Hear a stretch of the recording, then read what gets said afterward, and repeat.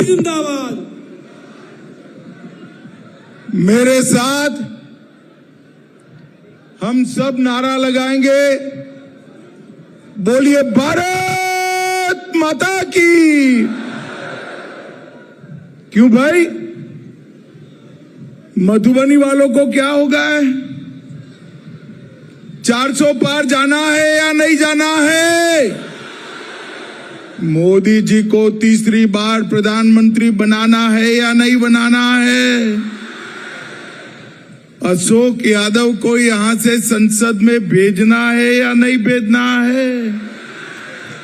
तो भले आदमी ऐसी आवाज नहीं चलती। दोनों हाथ उठाइए, माताएं बहनें भी हाथ उठाए जरा, विजय के संकल्प की मुट्ठी बींचिए और प्रचंड आवाज से बोलिए जय श्री राम, जय जय श्री राम, वंदे वंदे वंदे। आज की इस विशाल जनसभा में हम सबों के बीच में उपस्थित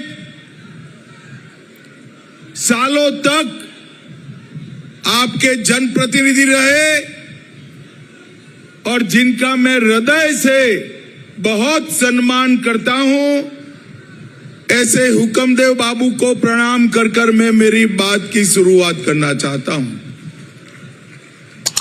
यहां उपस्थित हरी साहनी जी, नीतीश मिश्रा जी, जीवेश मिश्रा जी, विनोद नारायण झा जी, रामप्रीत पासवान जी, अरुण शंकर प्रसाद जी, हरिभूषण ठाकुर जी, श्री घनश्याम ठाकुर जी, सुधांशु शेखर जी, श्री सुनील चौधरी जी, राणा रणधीर सिंह जी, मुरारी मोहन जी, लल्लन सिंह जी, अर्जुन साहनी जी, मेयर मधुबनी अरुण रॉय जी, शंकर झा जी, अनुपम राजा जी, फूलदेव भंडारी जी, बहन सजल झा जी, भगेंद्र ठाकुर जी, प्रमोद सिंह जी, और आज जिनको जिताने की अपील करने के लिए मैं आया हूं, ऐसे हमारे सांसद और प्रत्याशी, जोर से ताली बजाइए, भाई अशोक यादव जी। और आज मधुबनी के पवित्र भूमि पर आए हुए प्यारे भाइयों बहनों माताओं और मेरे जिगर के टुकड़े जैसे युवा मित्रों, आप सभी को नमस्कार। ये मीडिया वाले सेट कर कर बैठ जाओ भैया, वहीं बैठ जाइए जरा, सेट कर कर बैठ जाओ भाई, कैमरा रहने दो। ओ हरी जलसी, बैठ जाओ भाई जरा, बैठ जाइए भैया। सभी भाइयों बहनों को मैं बताना चाहता हूं, 17 मई को मतलब कल जानकी नवमी है और प्रागट्य स्थली मिथिला में मैं आज आया हूं। सबसे पहले माता जानकी को प्रणाम कर कर मेरी बात की शुरुआत करना। भाइयों बहनों, बाबा कपिलेश्वर धाम, उगना मंदिर, उच्चैठ शक्तिपीठ, काली मंदिर और वीर लोरी, राजा शैलेश, दुलारा ब्याल, गणिनाथ भगवान, इस सब को मैं प्रणाम करता हूं। और जब यहां आया हूं तब हमारे हुक्मदेव बाबू के जिनके अनन्य साथी रहे, ये हमारे भारत रत्न कर्पूरी ठाकुर को भी मनपूर्वक प्रणाम करना चाहता हूं। भाइयों बहनों, मोदी जी ने अभी अभी कर्पूरी ठाकुर जी को भारत रत्न का सम्मान दिया। कर्पूरी ठाकुर जी ने न केवल बिहार, पूरे देश भर के दलित, आदिवासी, पिछड़े, वंचित, अति पिछड़ा माताओं का, गांव के लोगों का, किसानों का आवाज बुलंद करने का काम कर्पूरी ठाकुर जी ने किया। मैं आज यहां पर सबसे पहले लालू जी को सवाल पूछना चाहता हूं। लालू जी, आप बिहार में 15 साल और केंद्र में 10 साल मुख्यमंत्री मंत्री रहे, आपने कर्पूरी ठाकुर को कभी भारत रत्न का नाम नहीं दिया। वो दिया तो हमारे नेता, अपने प्रिय प्रधानमंत्री नरेंद्र मोदी जी ने दिया। मित्रों, नरेंद्र मोदी जी ने। नरेंद्र मोदी जी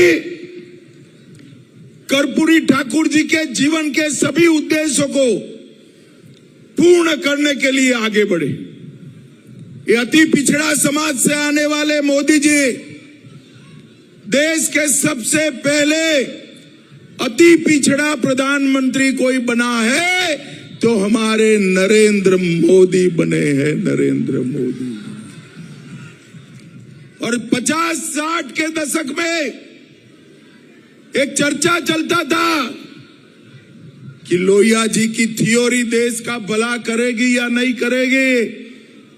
मैं आज लोहिया साहब को प्रणाम कर कर कहना चाहता हूं, अति पिछड़ा प्रधानमंत्री नरेंद्र मोदी ने देश को सबसे ज्यादा आगे बढ़ाने का काम नरेंद्र मोदी ने किया है। मित्रों, मोदी जी ने देश को सुरक्षित किया, समृद्ध किया, गौरव दिला है।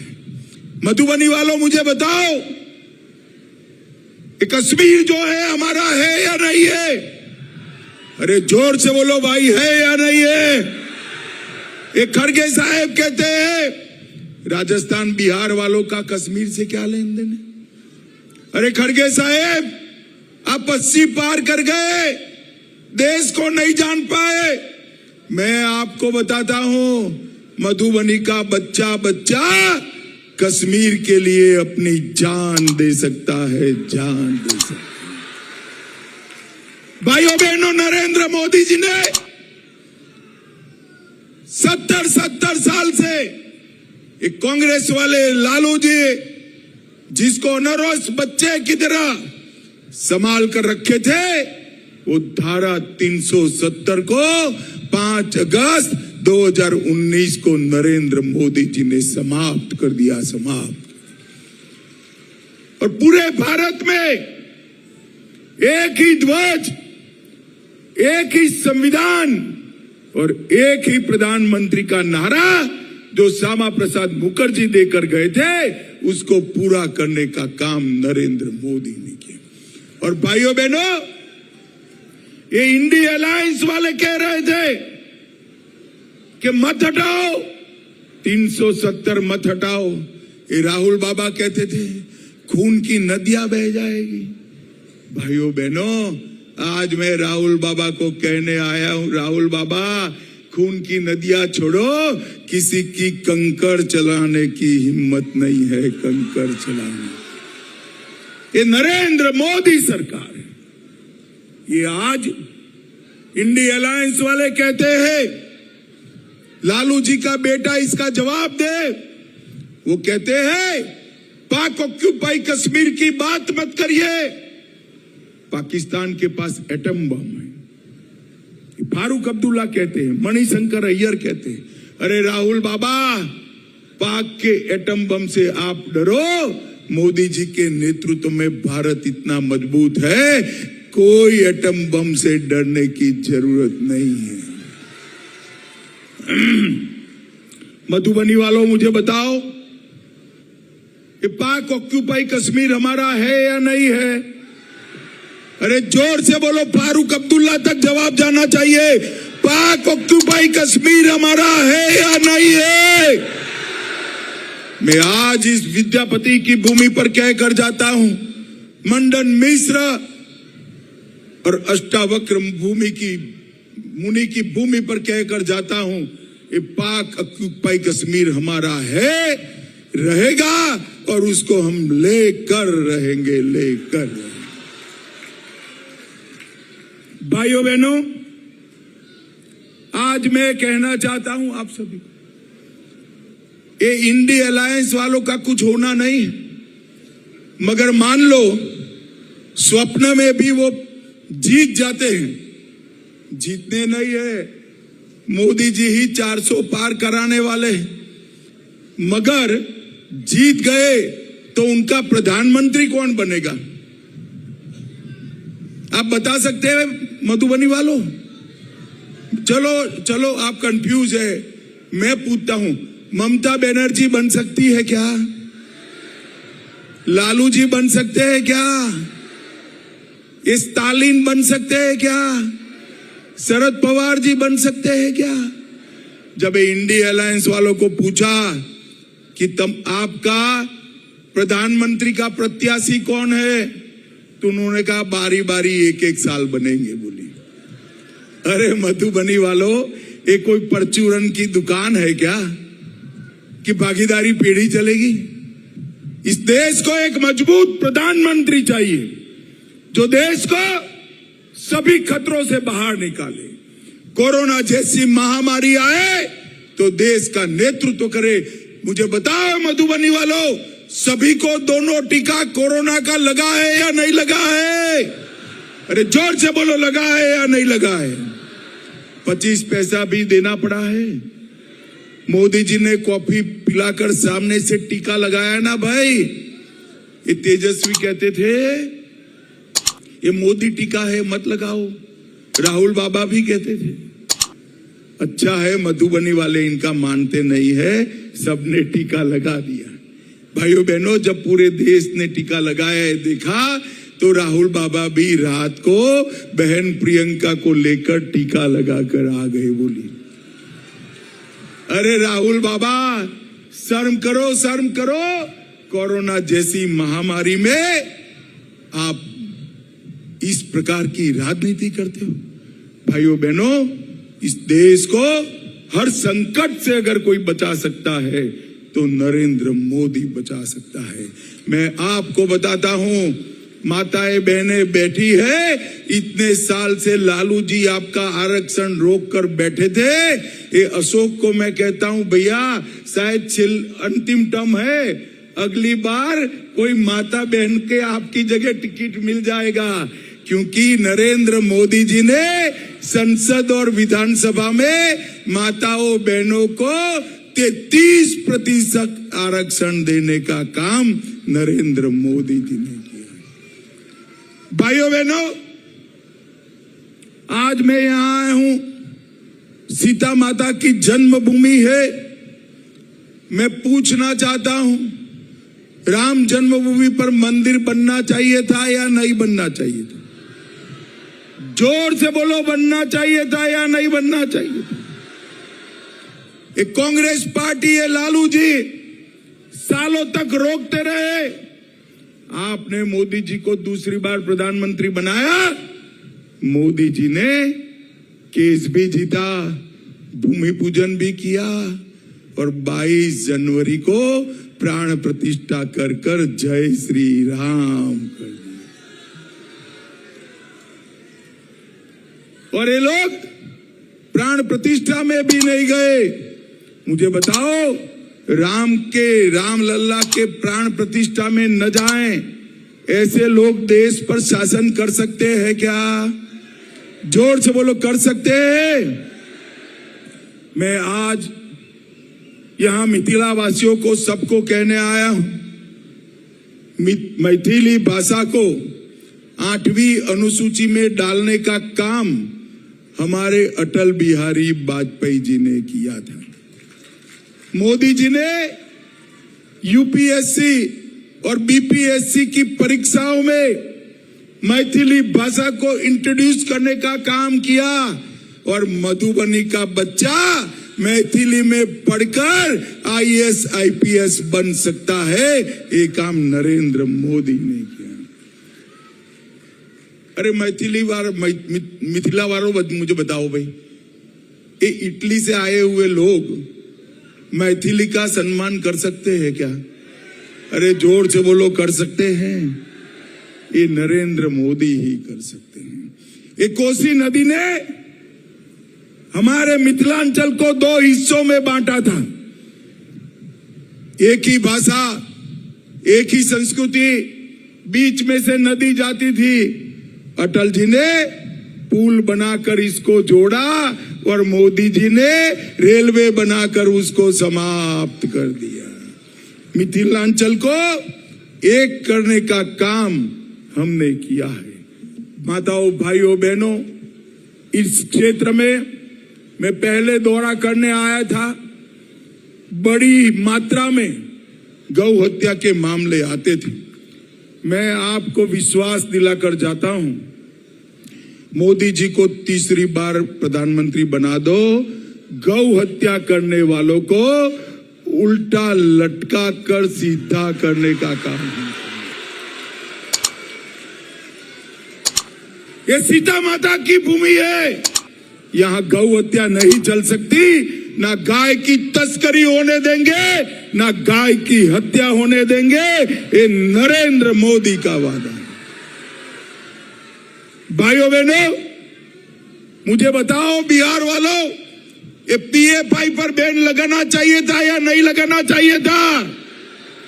ये पीएफआई पूरे देश को इस्लामिक स्टेट बनाना चाहता है। और यहां पर लालू यादव की निसरा में चल रहा था।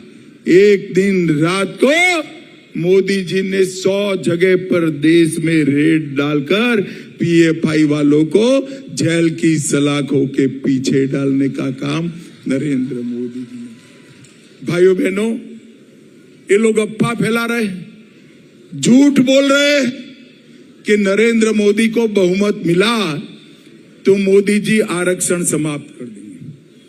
अब इन लोगों में अकल भी नहीं है। भाई झूठ बोलो तो ऐसा बोलो कि पकड़े न जाओ। मुझे बताओ मधुबनी वालों, 10 साल से मोदी जी के पास बहुमत है या नहीं है? अरे जोर से बोलो, है या नहीं है? आरक्षण हटाया क्या? जोर से बोलो, हटाया क्या? मैं आज कहकर जाता हूं, जब तक भारतीय जनता पार्टी का एक भी सांसद है, एसटी, एससी, ओबीसी के आरक्षण को कोई हाथ नहीं लगा सकता। ये नरेंद्र मोदी का गारंटी। एससी, एसटी, ओबीसी के आरक्षण पर डाका डालने का काम एक कांग्रेस पार्टी ने किया है। कर्नाटक में जीते, तेलंगाना में जीते, 5% मुसलमानों को आरक्षण दिया। भाइयों बहनों, हमारा संविधान धर्म के आधार पर आरक्षण को परमिशन नहीं देता है, मगर ये 5% आरक्षण दिए। इसका मतलब होता है एससी, एसटी, ओबीसी का आरक्षण 5% कम कर दिए। ये डाका डालने का काम लालू जी आपके साथी कांग्रेस पार्टी ने किया है। भाइयों बहनों, मुझे एक बात बताओ, भ्रष्टाचार रोकना चाहिए या नहीं रोकना चाहिए? जोर से बोलो, रोकना चाहिए या नहीं रोकना चाहिए? एक कांग्रेस पार्टी और यूपीए वाले 12 लाख करोड़ के घपले, घोटाले और भ्रष्टाचार करे। ये हुक्मदेव बाबू को आज भी अच्छा घर प्राप्त नहीं है, मैं जानता हूं। और लालू जी का पूरा परिवार बड़े बड़े बंगले, गाड़ी, मोटर, भाई कहां से आया? मैं बताता हूं, 12 लाख करोड़ के घपले घोटाले करे इन्होंने।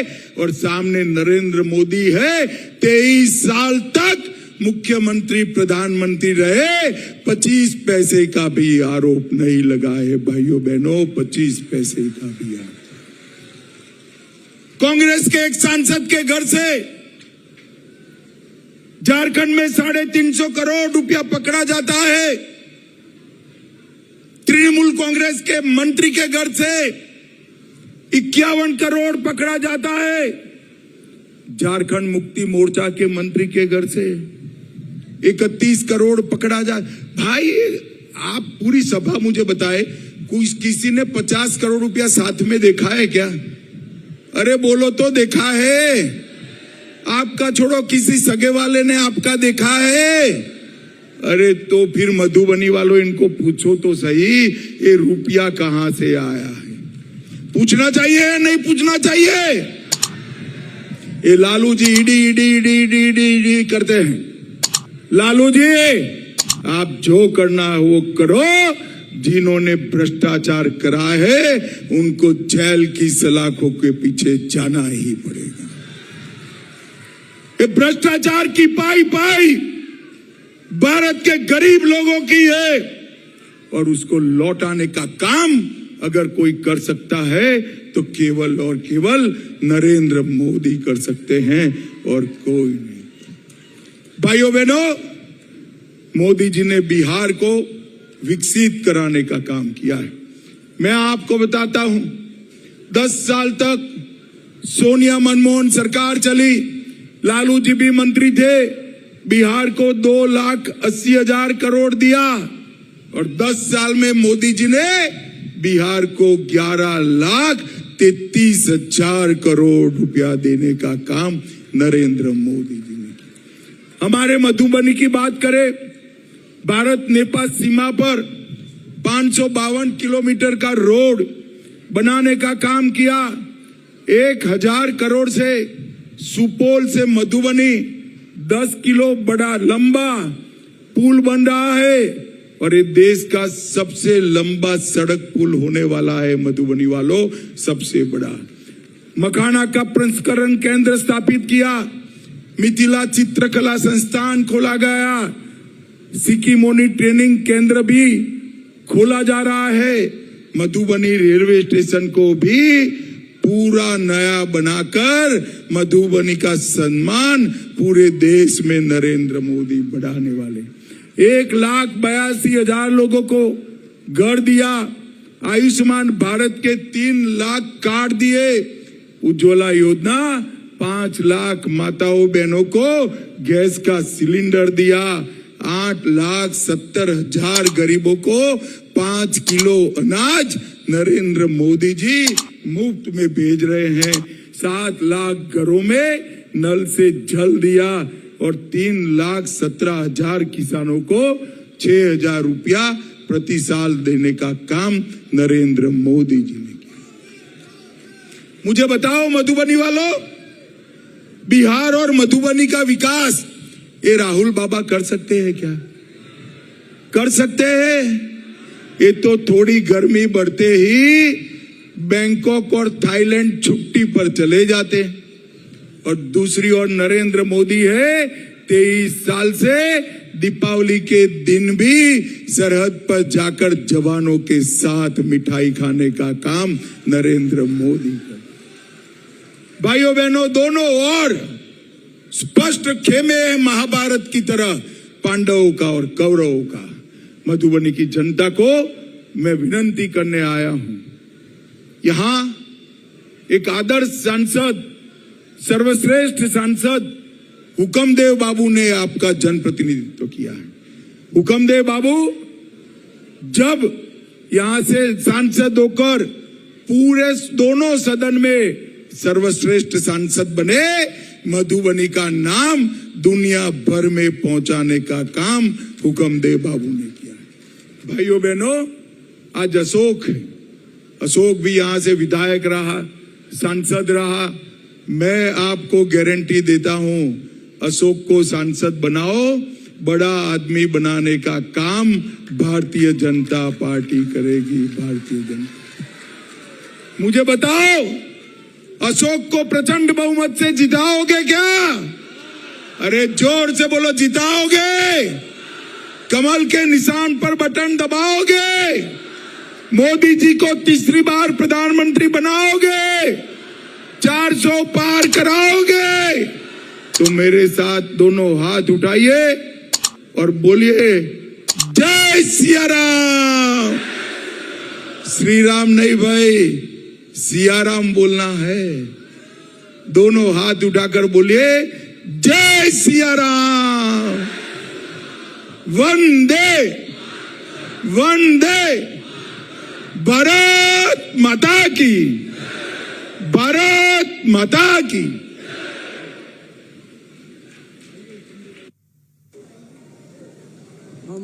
सुनील चौधरी साहब कहना चाहे अपने अभियोग और धन्यवाद ज्ञापन करूं। सुनील भाई चौधरी जी।